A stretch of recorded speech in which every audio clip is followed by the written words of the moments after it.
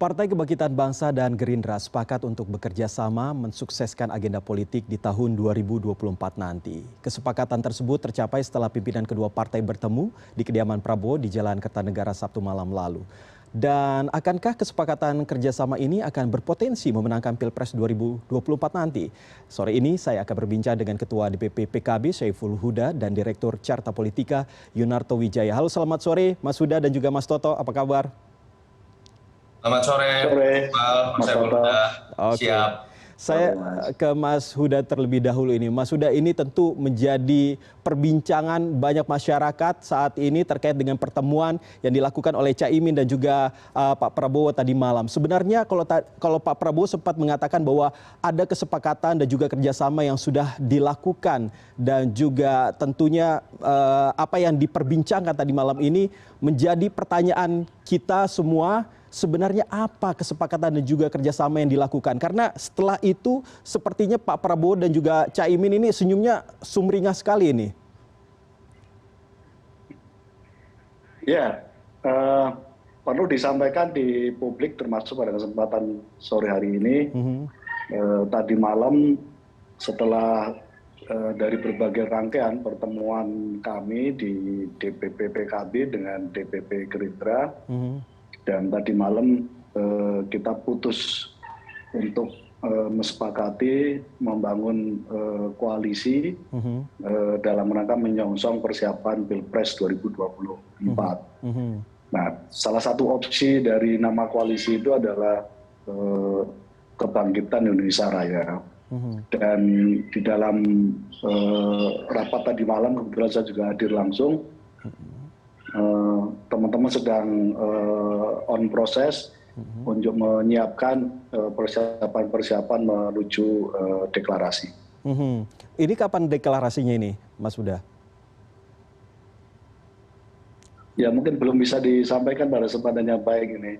Oke. Nanti Mas Yunarto kehabisan analisanya nanti. Saya kira kita lihat aja. Oke. Cari hari baiknya dan momentum baiknya. Mas Huda, tapi sebenarnya apa alasannya kenapa begitu harus dinanti-nanti terlebih dahulu terkait dengan kapan koalisi ini akan dideklarasikan begitu? Sementara partai-partai lain sudah curi start begitu untuk melakukan deklarasi terkait dengan koalisi ini. Ya kalau tidak, kita sih sudah selesai ya siapa calon presidennya, siapa calon wakil presidennya. Jadi kalau toh ini dideklarasi mungkin tertunda sebentar lagi gitu. Tapi ini pertama kali koalisi dibentuk dan sudah jelas calonnya. Gitu. Jadi siapa ini calonnya ini kalau dari PKB dan juga Gerindra ini? Sekalian di sini, Mas.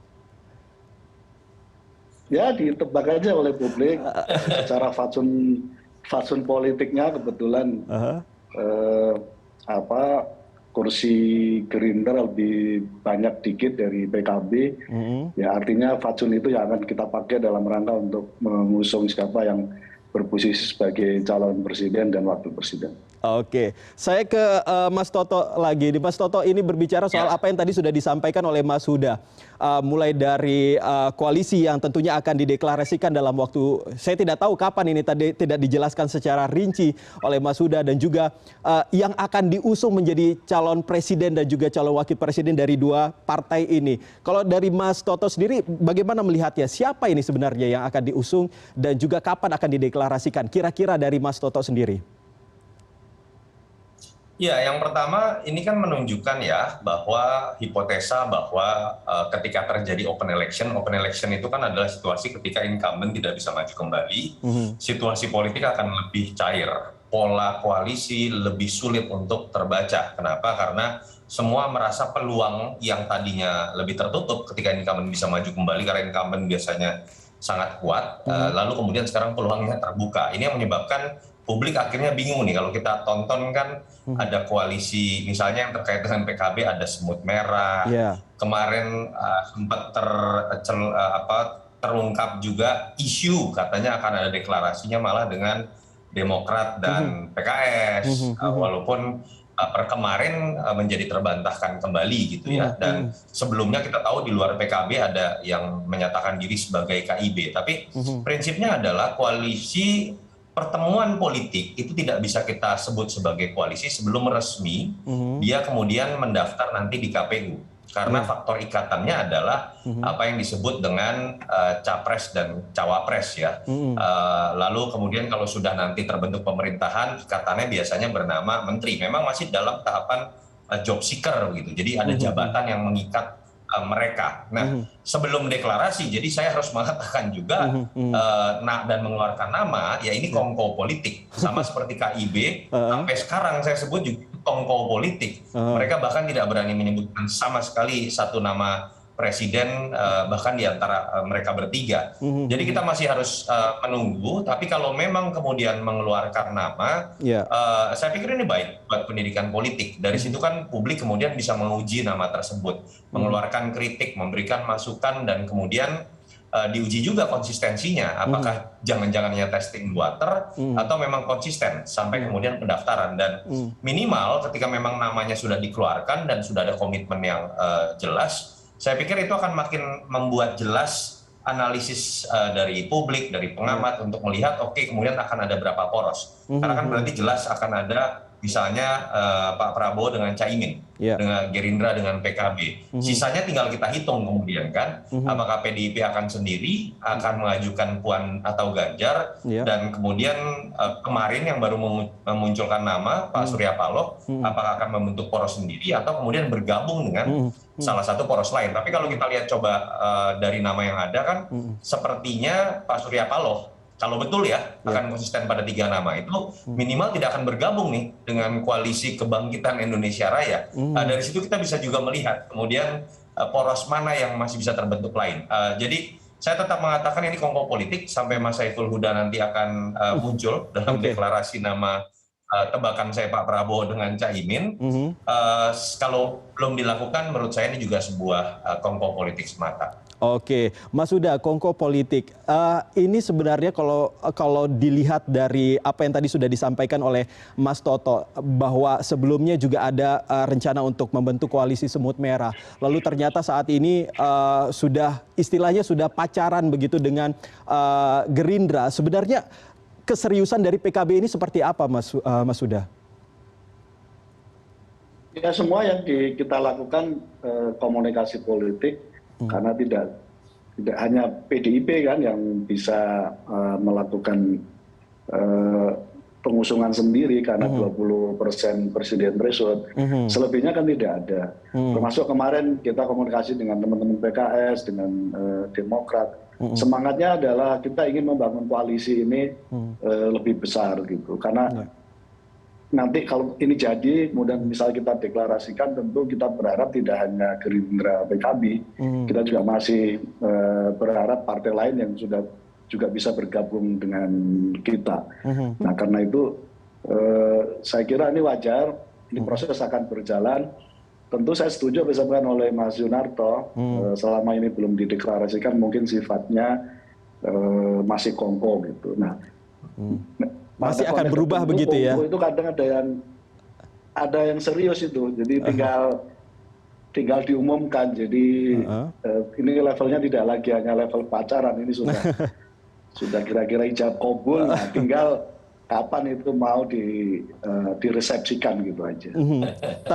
Tapi komunikasi dengan siapa tahu dalam proses perjalanannya, sambil dalam proses perjalanannya, kita bisa menambah partai lain lagi untuk bisa bergabung dalam koalisi kebangkitan Indonesia Raya. Tapi komunikasi dengan PKS maupun Demokrat dan lain sebagainya bagaimana sejauh ini dengan adanya pertemuan bahkan sudah ijab kabul ibaratnya antara PKB dan juga Gerindra? Fine-fine aja, kita sampaikan apa adanya. Sebelum kita datang ke Pak Prabowo, juga kita sampaikan kita akan silaturahmi dengan Pak Prabowo. Ini follow up dari perbincangan yang sudah agak lama antara DPP Gerindra dan PKB, kita sampaikan apa adanya. Dan semua saya kira semua partai mengerti suasana politik kita, karena sekali lagi memang sebagaimana Mas Yuda disampaikan, 2024 itu kilometer nol, artinya semua partai memang berkepentingan untuk mendorong kader terbaiknya dalam Pilpres ini, dan PKB sendiri berkomitmen untuk mengusung paling tiga pasangan dalam Pilpres 2024. Jangan sampai dua pasangan saja. Siapa saja itu pasangannya, Mas Huda? Ya kita lihat, kalau kita kan sudah jelas, ya, kita lihat aja pasangan dua lagi, poros mana yang mau didorong, karena tadi sampai oleh Mas Yunarto, kayaknya masih kongko gitu. Kalau kita kan sudah beyond kongko lah kira-kira begitu. Walaupun nanti mungkin ada ketidaksepahaman dengan PKS ataupun Demokrat terkait dengan pencalonan siapa, tetap akan diajak begitu Mas Huda ya, untuk bisa bergabung dalam koalisi ini? Ya karena kan aturannya kan begitu, semua partai kan harus mengusung dalam Pilpres. Nah karena itu kita akan mencari titik temu seluas-luasnya kepada semua partai. Nah tentu memang ada beberapa partai yang hampir pasti nggak bisa gabung ya, karena punya platform sendiri, punya komitmen dan target sendiri gitu. Tapi kami masih merasa ada beberapa partai yang masih bisa gabung dalam koalisi kita. Oke, kalau Mas Toto sendiri melihatnya bagaimana? Apakah dengan koalisi antara Gerindra dan juga PKB ini tentunya akan membuat ataupun akan memenangkan pemilu nantinya? Ya, pertama sebelum masuk ke memenangkan pemilu, menarik ya membaca bagaimana kemudian konsekuensi dari keberanian katakanlah dua partai ini nanti untuk memunculkan deklarasi dengan langsung nama capres-cawapres yang membedakan mereka misalnya dengan KIB atau isu terkait semut merah dan lain-lain gitu ya. Jadi kalau kita umpamakan ini sebuah perkawinan kan jadi jelas ya bahwa yang mau kawin ini adalah dua sosok, katakanlah Pak Prabowo dengan Caimin. Nah itu memang baik buat kebutuhan orang-orang yang mau diundang gitu ya. Tapi kan harus kita lihat mengundang partai lain ini, kalau kita analogikan perkawinan tadi, mereka bukan diundang sebagai undangan yang sekedar akan makan-makan dan salaman saja. Ada di antara partai-partai itu yang sebenarnya pengen jadi mempelai juga misalnya kan. Dan ketika nama sudah dipastikan, mempelai yang tadinya yang ingin menyatakan diri atau mengajukan diri sebagai mempelai kan pasti akan mundur gitu. Dan tadi Mas Saiful Huda sudah menyatakan juga dengan jelas, kalau saya berhitung bahwa Nasdem hampir tidak mungkin. Lalu kedua, PDI Perjuangan menurut saya juga sulit. Atau kemudian jadi menarik membaca yang partai-partai di gray area nih, yang misalnya tidak ingin memaksakan diri ketua umumnya untuk maju, tapi misalnya mulai melirik sosok seperti Ganjar ataupun Anies. Nah itu juga mungkin akan berpikir kalau kemudian mereka melihat peluang dari Ganjar atau Anies lebih kuat dibanding Pak Prabowo. Tapi buat saya ini pendidikan politik. Seharusnya partai berani melakukan ini sehingga kemudian tidak melemparkan isu bahwa pertemuan yang mereka lakukan mengatasnamakan koalisi, tapi tidak berani menyebutkan nama yang kemudian hanya memunculkan yang namanya gosip dan rumor politik. Kalau itu yang seperti yang terjadi pada KIB, menurut saya itu hanya memunculkan rumor politik tanpa memberikan kepastian apapun. Baik, kebetulan untuk saat ini dengan komunikasi dengan Mas Huda terputus, tapi kita akan tetap lanjutkan. Saya tetap langsung ke Mas Toto. Mas Toto, ini berkaitan dengan apa yang kita lihat pada Sabtu malam ataupun tadi malam begitu. Ini kan PKB dan juga Gerindra ini kan secara resmi seperti tadi juga yang sudah diungkapkan oleh Mas Toto juga belum mengumumkannya begitu ya. Sebenarnya penting nggak sih untuk mengumumkan nama koalisi untuk mendeklarasikannya itu? Ya, yang pentingnya sebetulnya kan memang ketika mereka menyatakan ini koalisi menuju Pilpres 2024, ya yang harus diumumkan adalah nama gitu. Kalau sebatas cuma mengatakan kami akan bekerja sama di 2024 loh.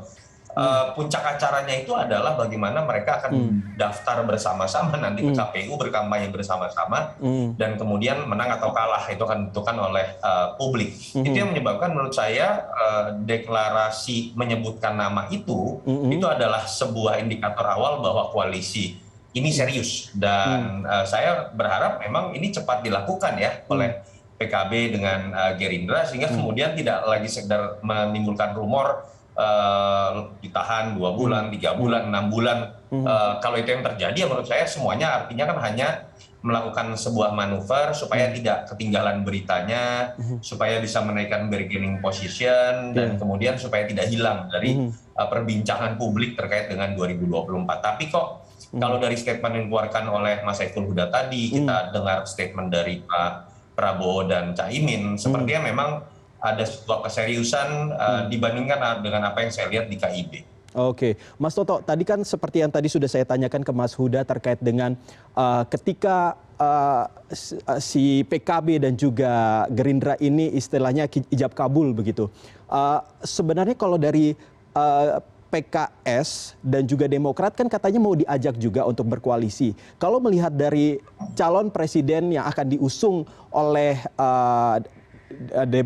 oleh PKB dan juga oleh Gerindra begitu, apakah ini nantinya akan sepertinya buyar begitu, akan tidak diteruskan untuk koalisi ini, hanya dua partai saja? Ya, memang akan ada hambatan ketika atau resiko yang muncul ya ketika nama presiden dan wakil presiden ini dimunculkan jauh-jauh hari, dan itu kebetulan adalah dua sosok ketua umum, satu ketua umum Gerindra, satu ketua umum PKB, karena mungkin akan ada partai yang kemudian bertanya apa untungnya buat saya, karena logika dalam secara elektoral bahwa ketika kemudian yang maju adalah ketum Gerindra dan ketum PKB, yang akan mendapatkan limpahan efek ekor jas atau kotel efek itu kan kedua partai tersebut. Sisanya bisa dikatakan hanya ikut mendukung tanpa mendapatkan limpahan elektoral. Itu yang pertama. Yang kedua risikonya adalah mereka juga akan berpikir, loh saya kan belum tentu jagokan Pak Prabowo. Atau ketika saya jagokan Pak Prabowo, saya pengen ketum saya jadi cawapresnya.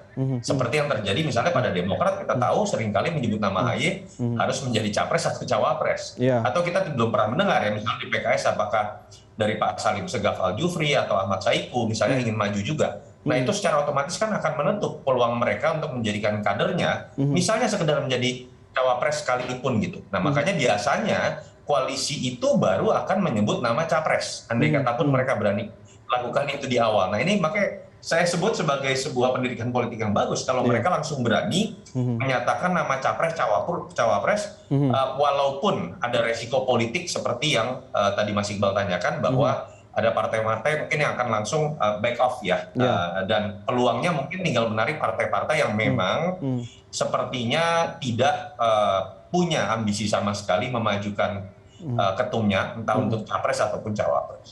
Tapi berbicara menarik soal Caimin sendiri, kalau menurut survei ini seperti apa kalau Caimin atau Khofifah begitu? Kalau misalnya dilihat dari surveinya untuk pemilihnya siapa nih yang kira-kira lebih baik dibandingkan dengan mungkin dari partai lain? Ya kalau kita lihat memang Caimin dalam hal ini ketum PKB ya, itu belum mendapatkan elektabilitas yang cukup untuk menjadi seorang capres. Kita tahu dalam berbagai lembaga survei rilis yang dilakukan menyebutkan hanya mengerucut ke 3 nama. Pertama Ganjar, lalu kedua ada Pak Prabowo, ketiga ada Anies Baswedan. Jadi memang kapasitas dari tokoh PKB dalam hal ini misalnya yang sering disebut adalah Caimin, yang kedua adalah Ibu Khofifah, memang lebih kepada sosok cawapres. Makanya ketika kemudian partai ini misalnya akan mendeklarasikan nama Prabowo dengan Caimin dan hanya menempatkan Caimin sebagai cawapres, selain karena alasan yang Mas Saiful Huda tadi katakan bahwa memang PKB suaranya lebih rendah dibandingkan dengan Gerindra, tapi juga mungkin adalah sikap realistis menyadari Caimin memang sulit untuk dipaksakan menjadi orang nomor 1. Oke, jadi kelanjutannya untuk kedepannya ini sebaiknya PKB ini seperti apa nih kalau misalnya menurut dari Mas Toto sendiri? Apakah tetap harus mencari dukungan dari partai lain ataupun mengganti, mungkin bisa kita katakan mengganti calon wakil presiden dari koalisi ini?